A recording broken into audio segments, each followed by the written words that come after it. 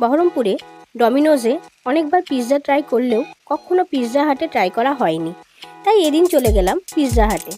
Order দেওয়া হয়েছিল ধাবাদা কিমা pizza, যেটা প্রাইস ছিল 539 টাকা, আর এক্সট্রা চিজ যেহেতু বলা হয়েছিল সেটার জন্য এক্সট্রা 80 টাকা নিয়েছিল।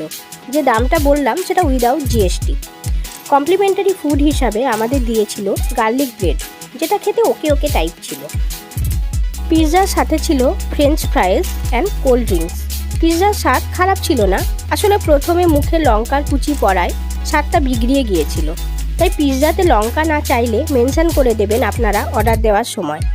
লঙ্কার কুচিগুলো ফেলে দেওয়ার পর স্বাদটা ভালোই লাগছিল বেশ। এক্সট্রা চিজের জন্য স্বাদটা অনেকটাই বেটার লাগছিল।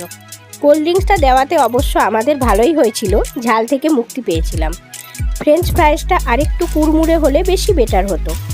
বহরমপুরে পিৎজা হাটে পিৎজা তোমাদের কেমন লেগেছে সেটা জানাতে ভুলো না। এমন খাবারের ভিডিও আরও দেখতে চাইলে চ্যানেলটা সাবস্ক্রাইব করে নিন। ততদিন ভালো থাকুন ও ভালো খেতে থাকুন।